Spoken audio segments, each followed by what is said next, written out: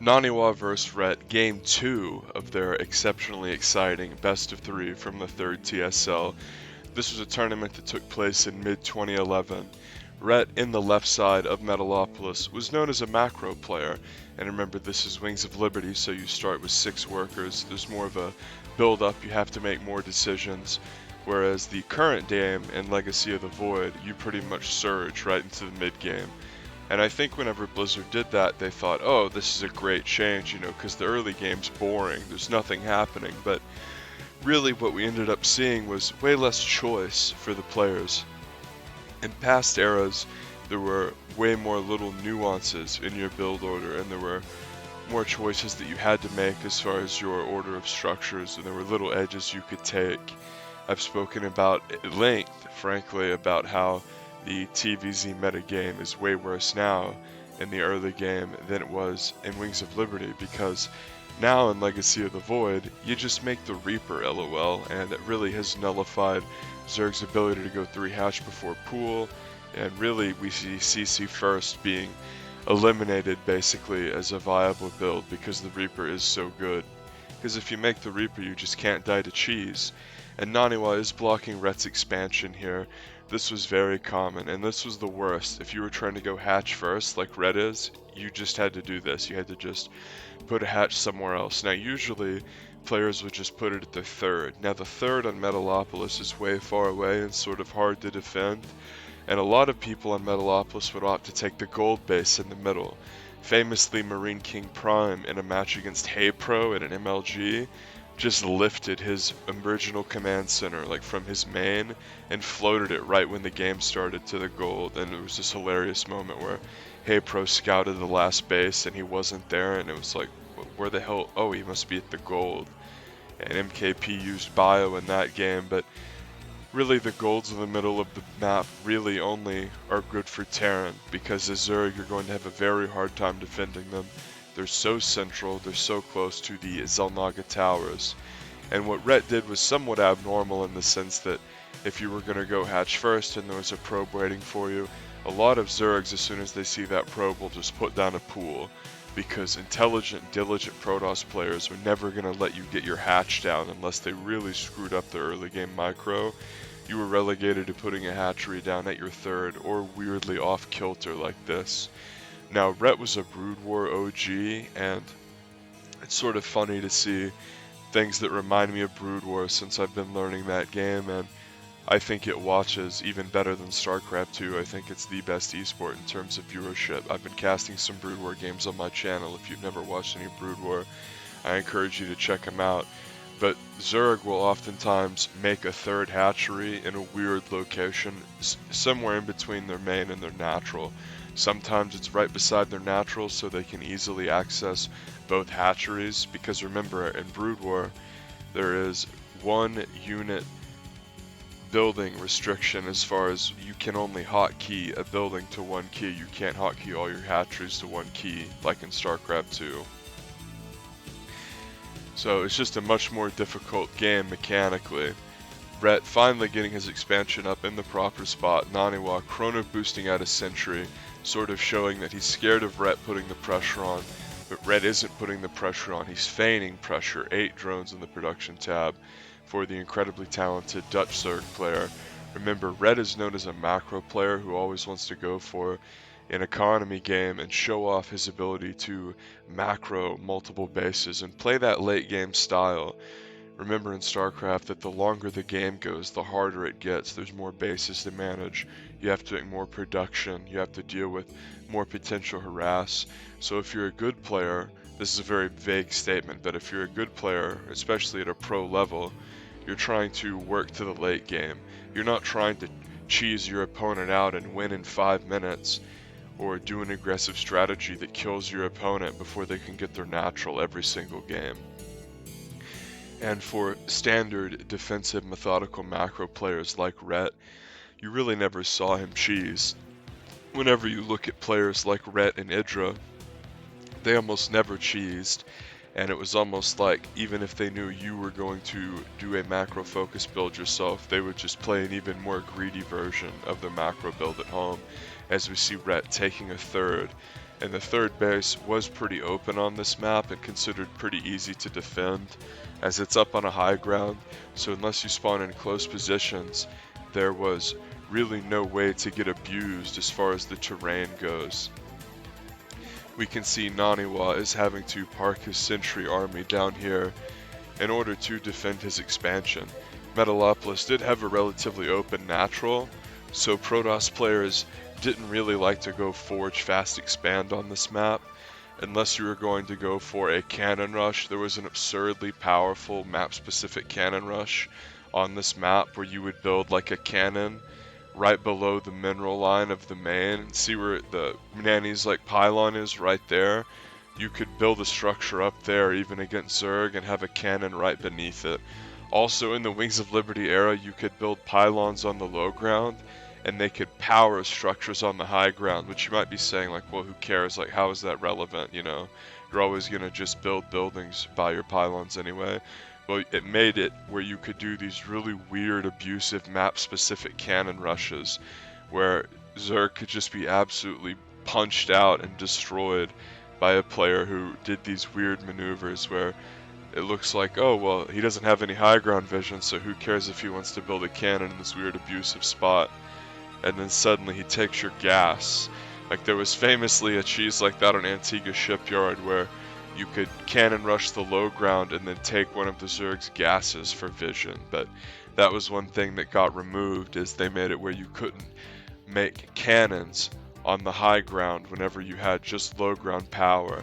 And this didn't have too much effect on the pro scene. It affected really aggressive, abusive players like Combat X and Galsy, but ultimately, other than in PvP, this didn't have really much of an effect on the pro scene because the top end pros are able to deal with cannon rush.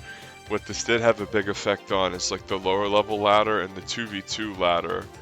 And in 2v2 there were a lot of obnoxious little things you could do, especially considering you could have a ally give you vision with an overlord. And honestly, I think the game is better off having some of those funny little things. It's like we don't have those goofy little things anymore, those little abusive things, but we have stuff like the Disruptor and the Adept that is very powerful in another way. I sort of like the Wings of Liberty restrictions in terms of, okay, there's no Oracle, okay, there is no Adept. I think the Adept really killed PvP. The fact that like you can't even stop it with the force field, and Protosses are actually having to like sit there and like make temporary walls with pylons, like that's a joke. The Adept really killed a lot of PvP's watchability. Back in Wings of Liberty, PvP was all 4-gate versus 4-gate, and as boring as and pedantic as that was, on some level it's good for a mirror matchup to be able to be ended quickly. Now 4-gate versus 4-gate was a fucking joke.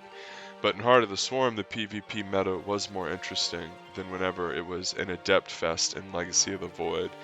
A lot of the Legacy units that have been added have really made the meta stale. I spoke about the Reaper earlier. We can see Rhett here getting an Overseer. His creep spread, really not that impressive as we see a double spine coming down.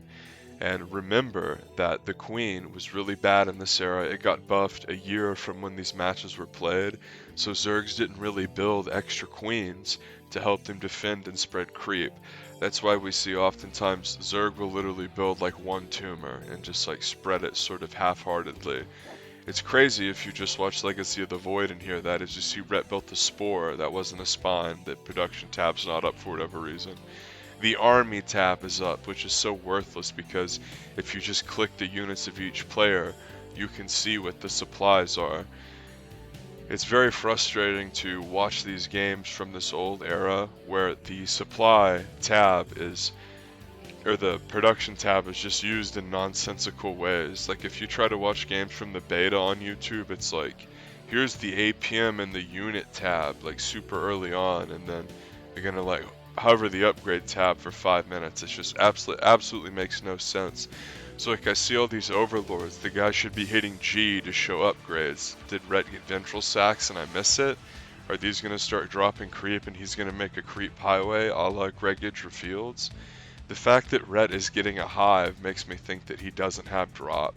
But the fact that he went drop last game makes me think that there's a way higher chance that he does. Man, I wish I could just cast all these games from replay myself. Unfortunately, a lot of the replays are simply impossible to find, gone, or don't work. If you've been watching my old Brood War games, as we see it is drop, he's loading up again, and I like this move. A lot of good Protoss players like Naniwa are going to be able to defend their basic 3 bases when they take their 3rd relatively late and have a Robo army. Again, Nani's just completely ready for this, and it's going to get slapped down. Zerg dropping isn't like Terran dropping in the same way that it scales throughout the game and is always good. Zerg dropping like this with roaches, really the only way to do it in Wings of Liberty, like, oh, I'm going to drop roaches and hydras in the mid-late game. It's just gimmicky, really. Like, it's good to have in your back pocket and you can dial up like Ling drops in the super late game, but let's be honest, like against Protoss with Warp Gate, that really doesn't work. Like in Brood War, that's pretty good because they're making stuff out of normal gateways and they just won't have army in their main and then cracklings kill everything. But in Star 2, they just warp in a couple D-tier zealots and it's garbage. So really, whenever we saw drop play, it was in the mid game and it was to pressure in one spot. And a bunch of spines coming down here for Rhett, as it looks like he's trying to tech into Greater Spire and get some Broodlords, as we saw the Corruptor being made. And Nanny hasn't shown any Colossus here, so we can definitely deduce it's Broodlord, even with the terrible use of the tab. And there it is, the Greater Spire. And notice that Rhett delayed a lot of upgrades to get that faster Greater Spire. He's just now getting the +1 defense and attack for his Zerglings. And Nanny attacks right as the spines finish, and Red is in a power trough here. He is just now finishing Greater Spire, wants to make Broodlords, and does not want to spend gas on anything else. 9 Broodlords in the production tab, as Naniwa is going to punch out this top base at 12 o'clock, and he might even get the top main, and that would be brutal for Rhett to go down to 4 bases, but he's not really mining from the gold. A plethora of Zerglings being made, all the gas being invested into the Broodlord. And the 1-1 will be nice because it'll work for the Broodlings and give them more pop. Whenever you have 11 Broodlords, it really matters. So Naniwa sees, he says, oh crap. And it's always an awkward spot whenever you're Protoss and you have this big ground and pound army, and then suddenly they have a bunch of Broodlords, and you just have to awkwardly retreat. Remember, no recall in this era. There was recall, but it was from the mothership, and that's it, just like how it should be. And one thing that is interesting about this game is that Naniwa is having to retreat with this ground and pound army, but there's always this huge looming threat of, okay, well, I'm just going to blink under all your Broodlords and kill them. Rhett doesn't really have the requisite number of infestors to lock Nani down, so Nani is just trying to swing in at awkward angles and surprise Rhett. And the object here for Red is to have 1,000,000 Lings in a position where anytime the Protoss army blinks, they're just going to get destroyed by Lings. If you're Ret, you can really lose this game by having your Broodlords alone and getting them blinked under, and you can just shift A move all the Broodlords if you're Protoss and kill them very quickly. Naniwa doesn't have a ton of Storm here either, and it can be somewhat difficult to storm an army with this many Lings plus Infester. And Rhett has this one Infester, and it just gets feedback zapped by the High Templar. So good micro there by Nanny, accidentally storming there, and it looks like he is going to try to blink in here, and he does, starting to focus fire the Broods. Rhett running in, and a few force fields coming down to make sure that the ground army can't slam into Nanny, and Nanny storms everything on the other side of the force field. He's killed a lot of the ground force, but as more Lings scream in here, he's in a really bad spot. He doesn't have a Stargate to be massing air, and he does not have the ability to deal with this many Broodlords. With a ton of Lings in the production tab, it looks like Red is going to take this one because he's butchering the natural, and he's going to kill the Templar Archive soon, which means no more Storm. The beautiful blue men that cast Psystorm are not going to be an option for Naniwa. Naniwa running around, and this is one of those situations where if Zerg gets like 12 Broodlords and you don't scout that he's going Broodlord, you just don't have the tech to deal with it a lot of the time. Nani has great micro and plenty of stalkers, but Rhett had a plethora of brood lords, and whenever you make them all at once, it's a huge power spike as opposed to like, oh, here's 4 brood lords I'm gonna barely use to hold. And then as Protoss, you can get your Stargates up, you can get more gates, get more storm, try to snipe the Greater Spire as Naniwa GG's there, but it was revealed too late for him to be able to counter it. So that was game 2. This is a best of 3. Make sure you leave a like, watch game 1, and keep an eye out for game 3. It'll be out in a couple days.